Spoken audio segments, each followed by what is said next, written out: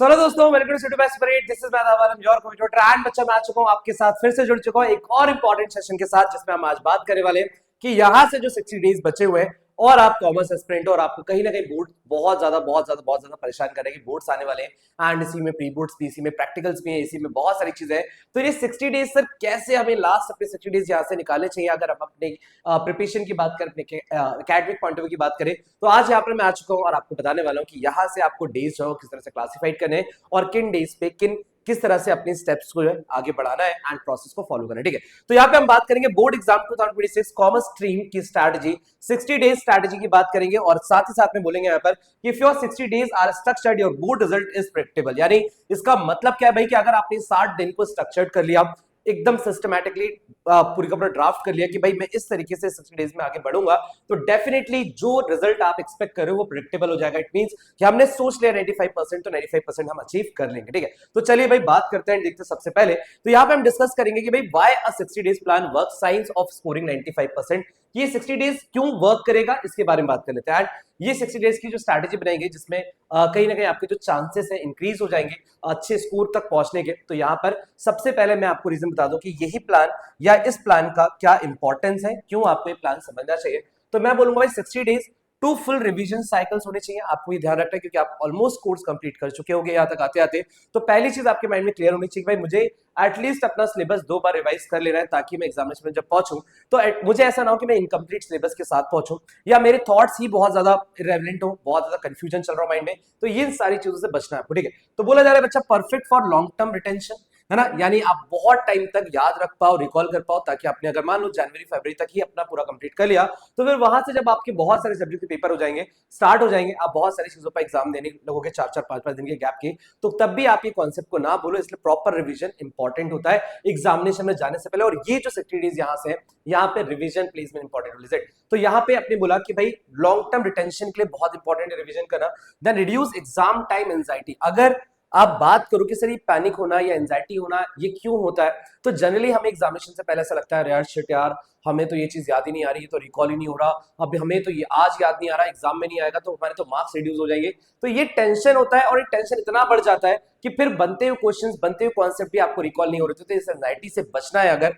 तो proper again मैं बोलूंगा कि प्रॉपर तरीके से आपका रिवीजन होना चाहिए। ठीक है, अगर आप रिवीजन को अवॉइड कर रहे हैं, रिवीजन का आप प्लान नहीं कर रहे हैं, स्ट्रक्चर नहीं कर रहे हैं, तो कहीं ना कहीं ये एंजाइटी आपको देखने को मिलेगी एग्जामिनेशन से पहले, जिससे अपन को आज ही रिड्यूस कर देना है, रिमूव कर देना है कि इस एंजाइटी में हम तो नहीं फंसने वाले। ठीक है, देन सेकंड बच्चा अलाउ फुल एनसीईआरटी कवरेज। तो भैया यही आपका जो स्ट्रैटेजी में मैं आपको बताऊंगा कि एनसीईआरटी का कवरेज कैसे करना है और क्यों इंपॉर्टेंट भी है। ठीक है, तो यहाँ पर आप जब बात करेंगे एनसीईआरटी को, जब आप रिवाइज करते हो डिटेल मैनर में, तो आपको क्या समझ में आता है भाई कि सीबीएसई का पेपर 80 to 85% एनसीईआरटी से आता है। ये बहुत क्लियर है, यानी क्वेश्चन की लैंग्वेज हो गई, या अगर को सपोज करो कि जब थ्योरेटिकल सब्जेक्ट्स है चाहे बिजनेस स्टडीज है तो उसमें कीवर्ड्स हो गए वो एग्जैक्ट पूछे जाते हैं एनसीईआरटी के बेसिस पे। इकोनॉमिक्स में जो क्वेश्चंस या कॉन्सेप्ट प्रोवाइड किए गए एनसीईआरटी के अंदर उससे पेपर आएगा। यानी कि आपको ये ध्यान रखना है कि 80 मार्क्स का जो आप रिटर्न पेपर देने जाओगे 80 to 85% पेपर वहां से एनी हाउ भी एनसीईआरटी से देखने को मिलेगा। यानी पेपर उठा लो बाद में बोर्ड्स का और एनसीईआरटी गो थ्रू कर लो, आपको हर एक क्वेश्चन या हर एक कॉन्सेप्ट आपको एनसीईआरटी से मिल जाएगा। तो एनसीईआरटी को छोड़ना तो बिल्कुल भी नहीं है।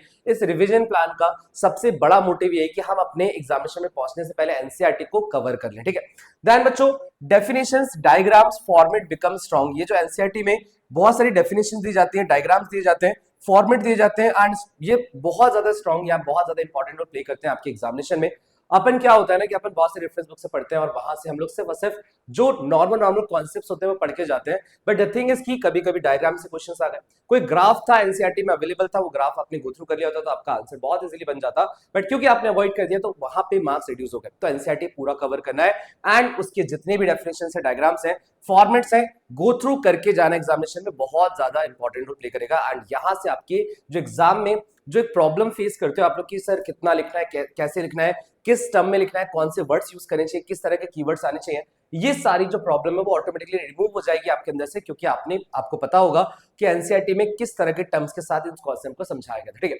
नेक्स्ट है बच्चा आपका build writing speed plus accuracy. तो हमारा ये 60 डेज का जो प्लान होगा, स्ट्रैटेजी होगी, वो आपको इसलिए भी इंपॉर्टेंट है ताकि आप इस 60 डेज के अंदर प्रॉपर मॉक दे पाओ, प्रॉपर आंसर राइटिंग की भी प्रैक्टिस कर पाओ, क्योंकि एग्जामिनेशन से पहले वाले 60 डेज हैं। अब ये वो 60 डेज नहीं जिसमें अब मैं बोलूंगा कोर्स कंप्लीट करो। यहाँ पर हम एग्जाम ओरिएंटेड प्रिपरेशन करने वाले हैं कि अब हमारा कॉन्सेप्ट क्लियर हो चुका है, तो रिवीजन, एनसीईआरटी, दैन साथ साथ में राइटिंग प्रैक्टिस, ये इन चीजों पे अपने को इन 60 डेज का काम करना है, यानी स्ट्रक्चर जो बनाना है, स्ट्रैटेजी जो बनानी है, इन चीजों पे अपन को गो थ्रू करना है। ठीक है, तो चलिए आगे बढ़ते हैं, बात करते हैं और यहाँ पर कि फर्स्ट से 20 डेज का आपका क्या होना चाहिए भाई, यानी मैं 60 डेज में क्लासिफिकेशन कर देता हूं। फर्स्ट 20 डेज आपको क्या करना है, तो फर्स्ट 20 डेज बच्चा आपका foundation plus NCERT master plan, यानी आप यहां पर अपना कॉन्सेप्ट क्या करेंगे, पूरा का पूरा रेडी कर लेंगे। पहला हमेशा हमें ध्यान होता है कि जब भी हम प्रैक्टिस के लिए जाएं, जब भी हम एनसीईआरटी के लिए जाएं, तो एटलीस्ट हमारा कोर्स एनीहाउ भी कंप्लीट हो जाए। तो जो पहला रिवीजन है वो आप अपने कॉन्सेप्चुअल जो आपने पढ़ रखा है उसके बेसिस पे आप कंप्लीट करोगे। जैसे अकाउंटेंसी के अंदर पार्टनरशिप फंडामेंटल्स पूरा कंप्लीट करोगे, गुडविल वाला chapter, change in ratios, admission, retirement, then companies account, issue of shares and debentures, then बच्चा मिनिमम 30 न्यूमेरिकल्स आपको इन 20 डेज में लगाने हैं। अगर ये आपका पूरा कॉन्सेप्ट क्लियर है, आपने कॉन्सेप्ट पढ़ रखा है, फॉर्मूला आपको क्लियर है, ठीक है, आपको चैप्टर पूरा क्लियर है, तो आप एटलीस्ट इन 20 डेज में, फर्स्ट 20 डेज में आप इनकी 30 MCQ sorry 30 numerical questions plan कर लो। 30 न्यूमेरिकल क्वेश्चंस प्लान कर लो कि भाई मैं एक बार तो पूरे चैप्टर से 30 एटलीस्ट 30 न्यूमेरिकल सॉल्व कर लूंगा, तो मुझे समझ में आ जाएगा कि भाई मेरे कौन से क्वेश्चंस नहीं बन रहे, मुझे किन क्वेश्चंस में प्रॉब्लम आया, किस चैप्टर के क्वेश्चंस मुझे नहीं बने और क्यों नहीं बने, ताकि अगली बार जब रिवीजन करेंगे तो उन चीजों को प्रायोरिटी पे रखेंगे जो चीज हमारी इन 20 डेज में गलत हो जाएगी। ठीक है, नेक्स्ट हमारा टारगेट होगा इकोनॉमिक्स में, अगर हम बात करें तो टर्मिनोलॉजी सारी खत्म करनी है, इंडियन इकोनॉमिक्स डेवलपमेंट की डेफिनेशंस हो गए, नेम एंड डेट्स वगैरह एनी हाउ भी आप पूरा कंप्लीट करोगे बच्चा, एनी हाउ भी कंप्लीट करोगे। नेम एंड डेट्स बहुत ज्यादा इंपॉर्टेंट प्ले करते हैं, चाहे वो प्रोग्राम्स के लेकर के हो, चाहे कोई ऐसी योजना थी वो आपको पता होनी चाहिए, चाहे जितने भी टर्म्स ह्यूमन कैपिटल फॉर्मेशन के अंदर है, पॉवर्टी के अंदर है, ये सारी चीजें आपको देखने को मिलेंगी, तो ये आपको कंप्लीट करना है। देन मैक्रो में नेशनल इनकम पूरा, money in banking, ADS, all diagrams and definition revised. तो ये इकोनॉमिक्स में 20 डेज का आपका प्लान होगा कि मुझे इकोनॉमिक्स में भी पूरा कॉन्सेप्चुअल रेडी हो जाना है, जो मैंने ऑलरेडी पढ़ रखा है। तो बच्चा ये रिवीजन है ना, बहुत टाइम नहीं लगता, क्योंकि आप एक बार पहली बार पढ़ने ही नहीं जा रहे हो, आप पढ़ चुके हो, आपको पता है बहुत सारी चीजें, आप उसको रिवाइज करने जा रहे हो। अकाउंटेंसी में तो मैंने सीधा बोल दिया आपको न्यूमेरिकल्स के थ्रू प्रैक्टिस करनी है, इकोनॉमिक्स में आप रीड कर सकते हो, इकोनॉमिक्स में आप डायग्राम बेस्ड क्वेश्चन सॉल्व कर सकते हो, इकोनॉमिक्स में आप न्यूमेरिकल क्वेश्चंस भी सॉल्व कर सकते हो national income and aggregate demand aggregate supply के, तो ये भी इंपॉर्टेंट रोल प्ले करेगा। देन आगे बढ़ते हैं बच्चा, बात करते हैं बिजनेस स्टडीज की। तो बिजनेस स्टडीज में आप सबको पता है भाई, नेचर सिविल मैनेजमेंट प्रिंसिपल हो गया, planning, organising, staffing, directing, controlling, business environment and ये फाइनेंशियल मैनेजमेंट। तो भैया एनसीईआरटी के कीवर्ड्स आपको यहाँ पे रेडी करने पड़ेंगे, यानी पहले 20 डेज का प्लान बिजनेस स्टडीज के लिए क्या होगा कि भाई जितने भी इंपॉर्टेंट चैप्टर्स हैं उन चैप्टर्स के हर एक कॉन्सेप्ट का कीवर्ड आपको निकालना पड़ेगा एनसीईआरटी से। क्यों निकालना पड़ेगा बच्चा, और कैसे निकालोगे, तब एनसीईआरटी को रीड करके, क्योंकि बिना कीवर्ड के अगर आप कोई भी आंसर अपना फ्रेम करते हो, कोई भी आंसर आप अपना फ्रेम करते हो, आपको एवरेज मार्किंग ही मिलेगी अगर आपने पूरा आंसर सही भी लिखा होगा और उनको वो सिलेक्टेड कीवर्ड्स नहीं मिलते हैं आपके आंसर्स के अंदर, डेफिनेटली आपके मार्क्स रिड्यूस हो सकते हैं। बहुत ज्यादा रिड्यूस नहीं होंगे, अगर 0.5 रिड्यूस होता है, तो अगर 4-5 क्वेश्चन में 0.5 रिड्यूस हो गया तो फ्री फोकट के 4 से 5 नंबर चले जाते हैं। तो इस बात का ध्यान रखिएगा कि हमें इन चीजों को अवॉइड करना है, हमें प्रिपरेशन में कीवर्ड्स को इंपॉर्टेंस देनी है, और हमें हर कॉन्सेप्ट, जितने भी इंपॉर्टेंट कॉन्सेप्ट है, सबका कीवर्ड पता होना चाहिए भाई, कि इस कीवर्ड के बेसिस पे ऑर्गेनाइजिंग का ये वाला कॉन्सेप्ट आता है, इस कीवर्ड के बेसिस पे प्लानिंग का ये कॉन्सेप्ट आता है, तो ये आपके लिए इंपॉर्टेंट है। ठीक है, ध्यान बच्चा, आपसे बोला गया डेली एक टास्क आप बना लो अपने रिवीजन के साथ साथ कि 3 आवर थ्योरी। अब इसमें मैं आपको बता रहा हूं जो मैंने बनाया पूरा 20 डेज का, इसमें 3 आवर्स आपका थ्योरी का रखो आप लोग, 2 आवर्स आपका न्यूमेरिकल एंड डायग्राम वाले questions and 30 minutes writing practice और कंप्लीट एनसीईआरटी 20 डेज। तो ये अपन को ध्यान रखना कि मैंने आपको कितने आवर्स का प्लान बनाया बच्चा, तो मैंने आपको अराउंड 5 to 6 आवर्स का ही प्लान बनाया है, क्योंकि आपके स्कूल्स वगैरह के भी बहुत सारे स्कूल्स में अब ऑफ हो जाते हैं, प्री बोर्ड्स होने वाले होते हैं, तो ये जितनी भी हम प्रिपरेशन करें इस बीच में अगर प्री बोर्ड्स भी आता है तो वो आपका ऑटोमेटिकली रिवाइज हो रहा है, ऑटोमेटिकली आप उसको उसके लिए अपने आप को रेडी कर दें, तो ठीक है, उसके लिए अलग से प्लान करने की जरूरत नहीं, यही प्लान आपका प्री बोर्ड के लिए भी वर्क करेगा। ठीक है, और प्री बोर्ड के लिए भी मैंने आपको यहाँ पर अलग से भी बता दिया, जो से ही मिलता जुलता है, तो वो सेशन भी आप जाके गो थ्रू कर सकते हो। ठीक है, तो यहाँ पर आपको मैंने अगर 5 to 6 आवर का बैंडविड्थ दिया है, तो ये तो इजीली, मतलब इसमें कोई चैलेंज फेस कर रहे हो क्या आप, इसको चाहो तो 3 आवर्स की जगह 4 आवर्स कर दो थ्योरी, 2 आवर्स को 3 आवर्स कर दो अपना प्रैक्टिकल, तो it totally depends on you. But मैं 6 से 7 घंटे पढ़ने के लिए बोल रहा हूँ, 7 घंटे भी नहीं, 5 से 6 घंटे, और ये 5 से 6 घंटे अगर आप पढ़ते हो तो भी आपका 8 डेज का जो प्लान मैंने अभी आपको बताया, तो वो ऑटोमेटिकली आप क्या करोगे, उसको रिवाइज करके अपना वो 20 डेज का जो प्लान है अचीवेबल, आप अचीव कर सकते हो। ठीक है, देन बच्चा आगे बढ़ते हैं, बात करते हैं यहाँ पर कि फिर 21 से 40 डेज तक आपको क्या करना है, यानी नेक्स्ट 20 डेज आपको क्या करना है। तो आपको बोला है भाई solve 1 sample paper every 2 days, total 10 sample paper यानी अगर मैं 20 दिन की बात करूं तो मुझे 20 दिन में टोटल 10 सैंपल पेपर करने हैं, ठीक, 10 सैंपल पेपर करने, यानी हर दूसरे दिन मुझे एक सैंपल पेपर लगाना है, क्योंकि अब आप अपने रिवीजन कर चुके हो, अब आपकी मिस्टेक्स आपको आइडेंटिफाई आप कर चुके हो, आपका पूरा कोर्स रिवाइज हो चुका है, आपके कीवर्ड्स आ चुके हैं, तो now we are going to solve the papers, and वो पेपर्स कौन से हो सकते हैं, सैंपल पेपर हो सकते हैं, सीबीएसई का सैंपल पेपर लेके स्टार्ट कर लो, देन सॉल्व सैंपल पेपर करो एंड चेक करो, चेक कर लो या चेक करवा लो, बट द थिंग इज की आपका 3 घंटे का बोर्ड पैटर्न पूरा फॉलो करो भाई, कि 3 घंटे मुझे मिले हैं, 180 मिनट्स मुझे मिले हैं, और उसमें पूरा एमसीक्यू से लेकर के 3 नंबर वाले क्वेश्चन, 4 नंबर वाले क्वेश्चन, 6 नंबर क्वेश्चन, आप ऑटोमेटिकली देखोगे कि फर्स्ट पेपर में हो सकता है आपको बहुत स्ट्रगल हो, सेकंड जब पेपर लगाओगे थोड़ा सा पॉजिटिव हो जाओगे, और पेपर लगाओगे और पॉजिटिव हो जाओगे, लास्ट 10th जब पेपर लगाओगे ना तो बहुत ज्यादा कॉन्फिडेंस आएगा आपके अंदर, एंड द थिंग इज की टाइम पे पेपर भी कंप्लीट कर लोगे, चेक भी कर लोगे, एक्यूरेसी भी बढ़ जाएगी। तो यही हमारा मोटिव है कि एग्जामिनेशन में जाने से पहले ही एटलीस्ट 10 सैंपल पेपर हो जाए, evaluate with in the marking scheme, you have to evaluate, और उसके बाद आपके वीक चैप्टर्स या वीक टॉपिक्स में यहाँ पे बोल देता हूँ कि आप जब इवैल्यूएशन करोगे तो जब गलतियां निकल के आएंगी वो हमारे लिए अच्छी बात होती है। बहुत सारे लोग सोचते हैं अरे सर मैंने कल पेपर लगाया था उसमें मेरे 20 नंबर की गलतियां आ गई तो मैं तो बहुत टेंशन में। अरे भाई खुश हो जाओ कि आपके मेन एग्जामिनेशन में जाने से पहले आपको पता चल गया कि कौन सी जगह पर आप गलती करते हो, और अब वो गलती को आप रिमूव कर लोगे और आगे नहीं करने वाले हो। तो ये पॉजिटिव बात होती है कि सैंपल पेपर आपने उससे पहले लगाया और अपनी मिस्टेक को आइडेंटिफाई किया और टाइमली रिमूव कर लिया। दूसरी चीज बच्चा, आपका सब्जेक्ट वाइज फोकस होना चाहिए 20 डेज में। अकाउंटेंसी में प्रैक्टिस फुल फॉर्मेट क्वेश्चंस, यानी कि 6 नंबर वाले क्वेश्चन, 4 नंबर वाले क्वेश्चन, इन क्वेश्चंस पे ज्यादा प्रैक्टिस करो। और मैं इस जगह पर भी आपके अपने प्लेटफॉर्म पे आके भी इन सब चीजों की प्रैक्टिस करवाने वाला हूँ। तो वो सारी चीजों के पार्ट बनने के लिए you have to subscribe the channel, ताकि आपको सारी चीजें पता चल जाए। Improve speed in big numericals, तो बच्चा कोशिश ये करनी है कि पहले अगर आपने सपोज एक शेयर का क्वेश्चन उठाया तो उस क्वेश्चन में आपको 20 मिनट लगे, तो आप ट्राई करो कि जब दिन आगे बढ़ते जाएंगे तो वही क्वेश्चन आपका 15 मिनट्स में कंप्लीट हो जाना चाहिए। बहुत अच्छा कॉन्सेप्ट हो गया तो 10 मिनट्स में कंप्लीट हो जाना चाहिए। यानी कि जब हम आगे बढ़ रहे हैं तो हमें इंप्रूवमेंट का मतलब क्या होता है कि अगर पहले दिन हमने 20 मिनट में वो क्वेश्चन किया था और उसी लेवल का दूसरा क्वेश्चन फिर भी हमें 20 मिनट लग रहे हैं तो हमने इंप्रूवमेंट नहीं करी, हम एक्यूरेसी के साथ टाइम भी रिड्यूस करेंगे। देन बच्चा इकोनॉमिक्स में डायग्राम वाले क्वेश्चंस 45 सेकंड्स में आपको कंप्लीट करने की कोशिश करनी है। केस स्टडी वाले जो 6 नंबर के क्वेश्चंस आते हैं या बड़े क्वेश्चंस जो आते हैं उनको कंप्लीट करना है बच्चा। Keyword based answers and example from business,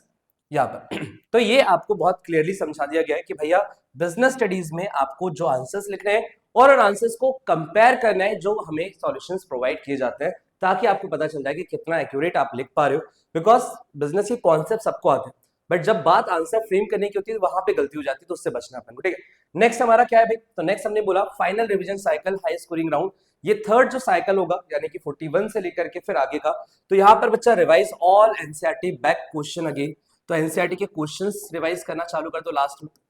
जो आपको अब यहाँ पे बहुत कम टाइम हो जाएंगे बिकॉज आप बहुत सारी मेहनत करके आ चुके हैं। तो एनसीईआरटी के क्वेश्चंस लगा दिए, most repeated questions, then definition based scoring questions, इस पे काम करेंगे, ये हमारे लिए इंपॉर्टेंट है। देन बच्चा हमने बोला कि attempt mini mock paper 1 hour each, accounts का 20 मार्क्स का न्यूमेरिकल कर लिया, कभी कभी इको के 6 नंबर वाले क्वेश्चंस कर लिए, डायग्राम के, बीएसटी का केस स्टडी बस लॉन्ग आंसर क्वेश्चंस कर लिए। तो ये आपको एक्स्ट्रा में करना है एड ऑन,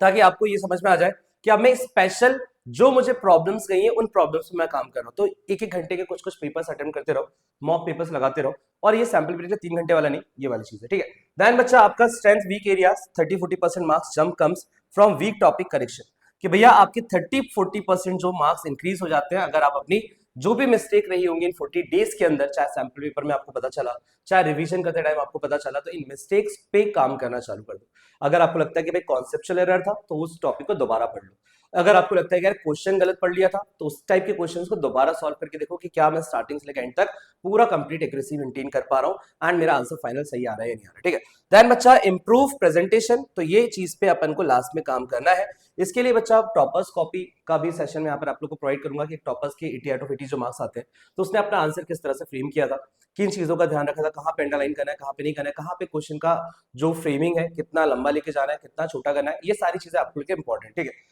नेक्स्ट अगर हम चलें भाई, तो नेक्स्ट हमें यहाँ पे बोला जा रहा है 56 to 60 डेज, यानी लास्ट 4 डेज मैंने यहाँ पर अलग कर दिया है, और इसमें भाई last 5 days no new topic, ये आपको ध्यान रखना है